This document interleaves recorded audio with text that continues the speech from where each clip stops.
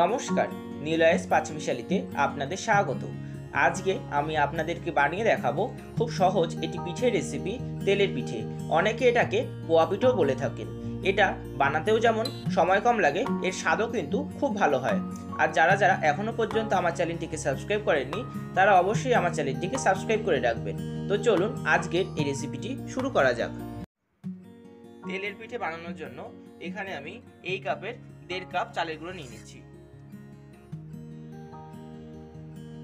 এখানে আমি আতপ চালের গুঁড়ো ব্যবহার করেছি। একই সাথে আমি দিয়ে দিচ্ছি 1 কাপের থেকে একটু কম পরিমাণে ময়দা, হাফ কাপ সুজি, আর দিয়ে দিচ্ছি পরিমাণ মতো পাটালি গুড়। এখানে চাইলে আপনারা নলেন গুঁড়ো ব্যবহার করতে পারেন। মিষ্টিটা আপনারা নিজেদের স্বাদ অনুযায়ী দেবেন। আর কোনো মিষ্টি জিনিসে লবণ দিলে স্বাদটা ভালো হয় দেখে আমি এর মধ্যে 1 চিমটে লবণ দিয়ে দিচ্ছি। ব্যাটারটা তৈরি করবার জন্য এখানে আমি উষ্ণ গরম দুধ দিয়ে দিচ্ছি।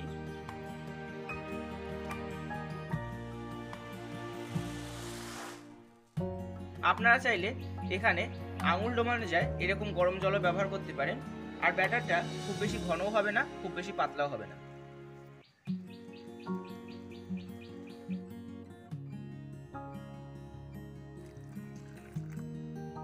এখানে আমি ব্যাটারটাকে হাত দিয়ে মেখে তৈরি করে নিচ্ছি। হাত দিয়ে মাখলে জিনিসটা ভালো হবে। হাত দিয়ে ভালো করে মিশিয়ে নেওয়ার পর একটা হাতার সাহায্যে আমি এই ব্যাটারটাকে আবারও ভালোভাবে মিশিয়ে নিচ্ছি। এই ব্যাটারটাকে যত ভালো করে ফেটানো যাবে তত পিঠেটাও ভালো হবে। এই ব্যাটারটার ঘনত্বটা ঠিক এরকম হবে যে হাতা দিয়ে পড়ে যাবে কিন্তু হাতার গায়ে লেগে থাকবে। এই ব্যাটারটা একদম পারফেক্টলি তৈরি হয়ে গেছে। এবার পিঠেগুলো একে একে তৈরি করে নেব। এবার তেলের পিঠেটা তৈরি করবার জন্য কড়াইয়ের মধ্যে আমি রিফাইন তেল দিয়ে দিচ্ছি। তেলটা একটু বেশি পরিমাণে দিলাম।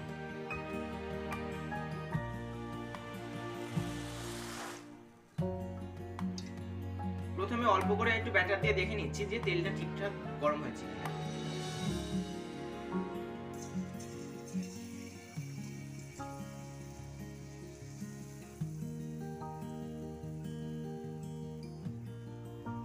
হ্যাঁ, তেলটা কিন্তু গরম হয়ে গেছে। এই ব্যাটারটা দেওয়ার সঙ্গে সঙ্গে ফুলে উঠলো। এইটাকে নামিয়ে নিয়ে এবার আস্তে আস্তে একটা একটা করে তেলের পিঠেগুলো ভেজে নিচ্ছি। 1 হাতা করে ব্যাটার নিয়ে এই তেলের মধ্যে দিয়ে দিচ্ছি।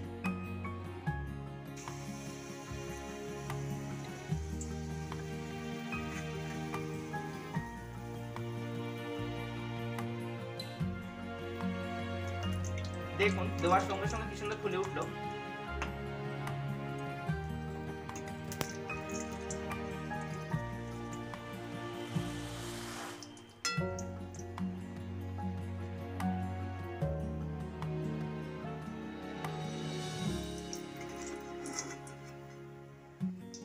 এরকম লাল লাল করে ভেজে নিয়েছি আর চারিদিকটা বেশ ধার কাটার মতো হয়েছে। এবার নামিয়ে নিচ্ছি। একইভাবে আমি বাকি পিঠেগুলো ভেজে নিচ্ছি।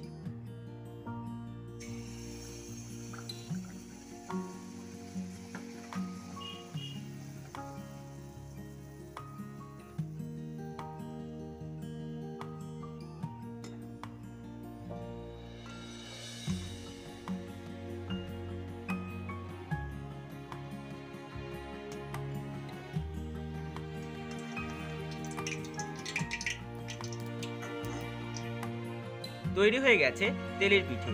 এই পিঠেটা বানানো যেমন সহজ, খেতেও কিন্তু খুবই সুস্বাদু হয়। আর বিশেষ করে এই পিঠেটা তো আমার সবথেকে বেশি ভালো লাগে খেতে। আর আপনাদেরও যদি এই রেসিপিটি ভালো লেগে থাকে তো অবশ্যই লাইক ও শেয়ার করবেন। আর কেমন হলো আমাকে কমেন্টের মাধ্যমে জানাবেন। তো আজকের মতো এই পর্যন্তই। আবারও নতুন কোনো ভিডিও নিয়ে আপনাদের সামনে আসবো। ততদিন ভালো থাকবেন।